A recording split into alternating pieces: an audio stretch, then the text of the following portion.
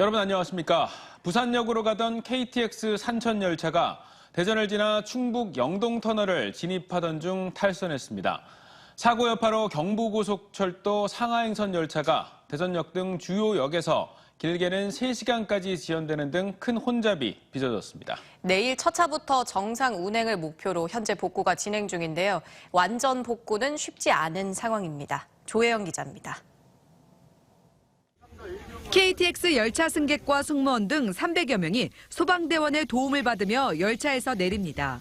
출동한 경찰과 소방대원, 코레일 직원들은 열차 이곳저곳을 살핍니다.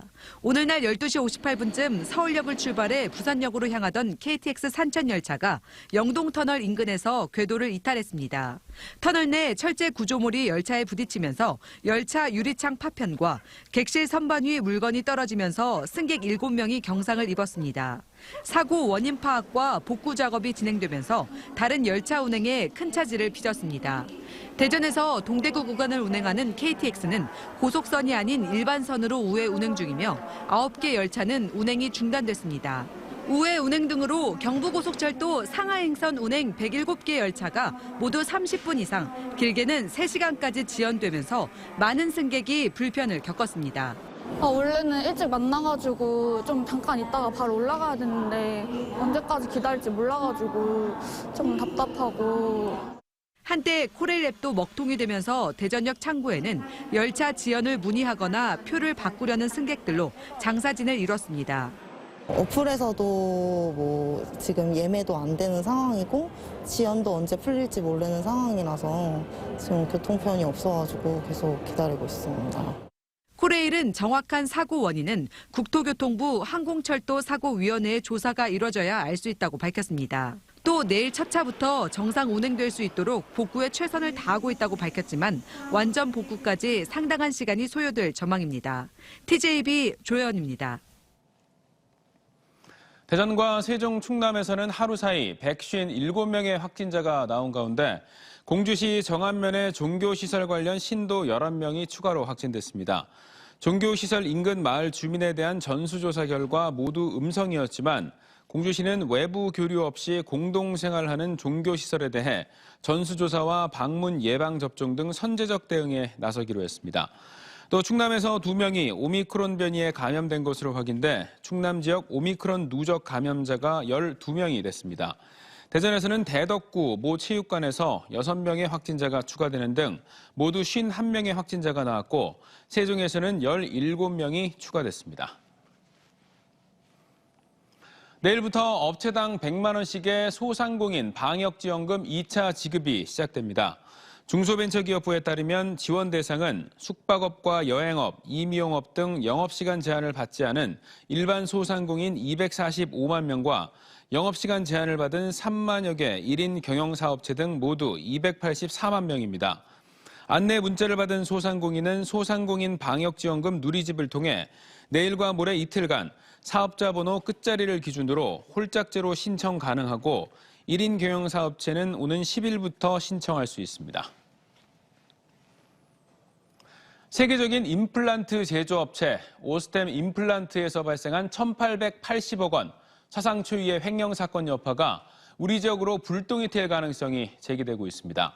이 회사가 천안의 테크노파크 산업단지에 대규모 투자를 약속했기 때문인데 다른 기업들의 투자가 위축될 수 있다는 우려가 나오고 있습니다. 김철진 기자입니다. 천안시 직산읍에 위치한 테크노파크 산업단지 예정지입니다. 2023년 12월 준공을 목표로 지난해 연말부터 보상 작업이 시작됐습니다.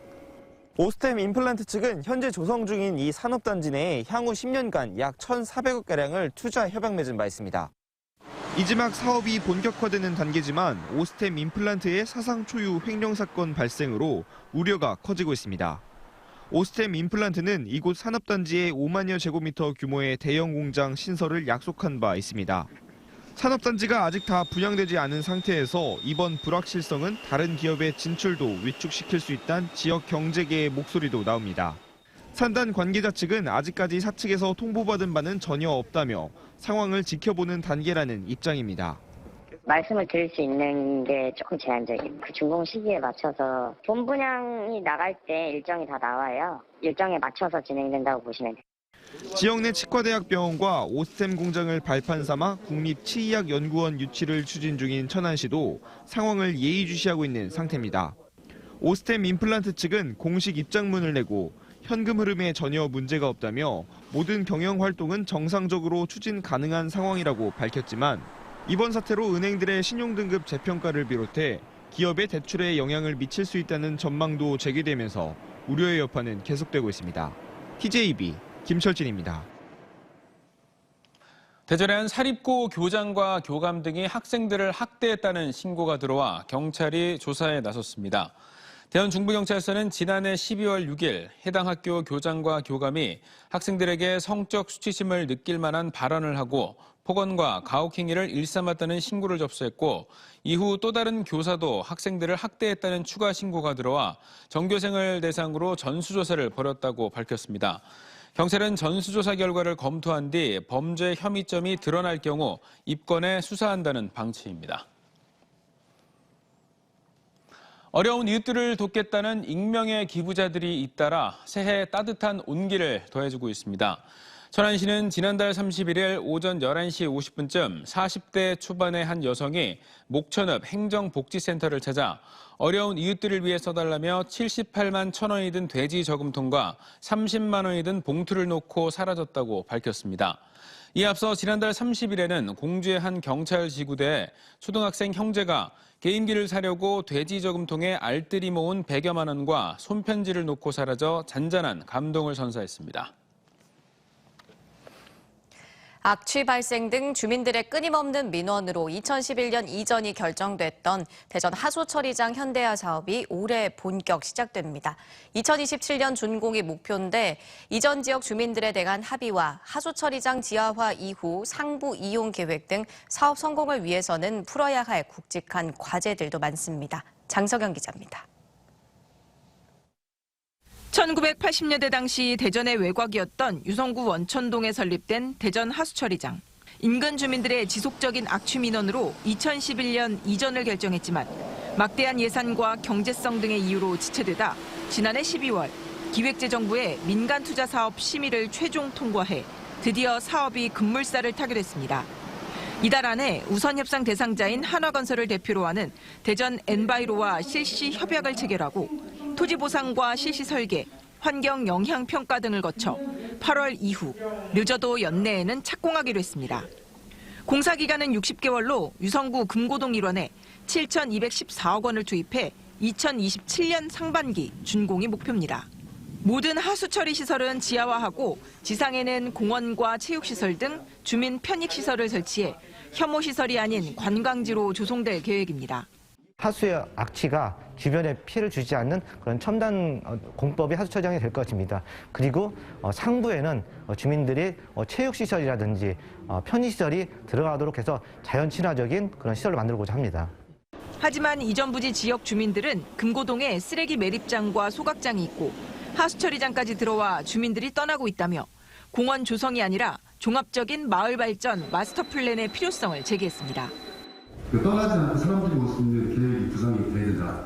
단순하게 공원 만들어가지고 웃지 않을지 모르는 공원 만들어서 주민들한테 편의시설 적다고 하지 말고 종합적인 마을 발전 계획이 수립될 필요가 있겠고요. 대규모 하수처리장 이전이 첫 사례인데다 민자 사업으로 추진되면서 이전 후 하수도 요금 상승에 대한 우려도 제기됩니다. 전문가들은 또 현재의 이용 현황과 인구 감소를 감안해 이전하는 하수처리장 하류 처리 용량을 지금보다 25만 톤 줄인 65만 톤으로 건설한다는데 대규모 산단이 건설된 경우 등도 신중히 검토해 줄 것을 당부했습니다. TJB 장석영입니다. 박성효 전 대전시장이 오는 6월 치러지는 지방선거에 출마하겠다는 의지를 밝혔습니다. 박 전 시장은 오늘 기자간담회에서 평생 대전에서 살았고 대전시에서 개장부터 시장까지 해봤는데 유성터미널과 트램 등 10년이 넘게 제자리인 대전시의 사업들과 학교용지 문제 등 걱정거리가 한두 가지가 아니라고 말했습니다. 특히 당내 경선에 대해서도 의원을 할 사람과 단체장을 할 사람은 자질과 특성, 경험이 조금 다르다며 시장 재임 시 큰 성과를 냈다고 자부하는 만큼 마지막 기회를 준다면 봉사할 생각으로 준비하겠다고 말했습니다. 올해 세종 신도심에 4,100여 가구가 분양되고 임대 2,880여 가구 등 모두 7천여 가구가 공급됩니다.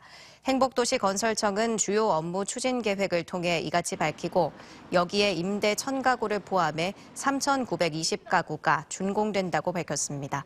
중앙행정기관 추가 이전에 따른 공간 부족을 해소할 정부 세종청사 중앙동은 오는 8월 완공되고 박물관 단지 내 첫 박물관인 어린이박물관은 연말까지 준공됩니다. 이와 함께 국회 세종의사당 관련 주거, 교통기능 확충을 위한 S-1 생활권과 6-1 생활권 등 대상 부지 인근의 도시계획 수립에 착수하고 충남대와 공주대 등 6개 대학이 입주할 4-2 생활권 내 공동 캠퍼스 건립 사업도 올해 본격 추진된다고 덧붙였습니다. 하나의 계좌로 다양한 금융상품에 투자할 수 있고 절세 혜택을 누릴 수 있는 만능통장, 이른바 ISA 계좌가 폭발적인 인기를 끌고 있습니다. 지난해부터 주식거래까지 가능해졌고 2023년부터 도입되는 주식거래 차익에 대한 양도세가 적용되지 않기 때문인데요. 특히 20대 가입자가 지난해에 비해 4배 넘게 늘었습니다. 김건교 기자입니다. 하나의 통장으로 예적금, 펀드, 변액보험 같은 다양한 금융상품에 투자할 수 있고 절세 혜택까지 볼 수 있다 해서 만능통장이라 불리는 개인종합자산관리계좌, 즉 ISA. 2016년 도입 당시 반짝한 뒤 줄곧 가입자 수가 감소세를 보였지만 지난해 2월 주식 거래까지 가능한 투자 중개형 상품 출시 이후 상황이 반전됐습니다. 가입자 수가 300만 명에 육박하며 2020년 말에 비해 50% 넘게 늘었습니다. ISA 가입 금액은 같은 기간 6조 4천억 원에서 11조 2천억 원으로 76% 급증했습니다. 기존 ISA 상품인 일임형과 신탁형 가입자는 같은 기간 87만 명이 줄고 주식 거래가 가능한 증권사의 중개형은 190만 명이 불어났습니다.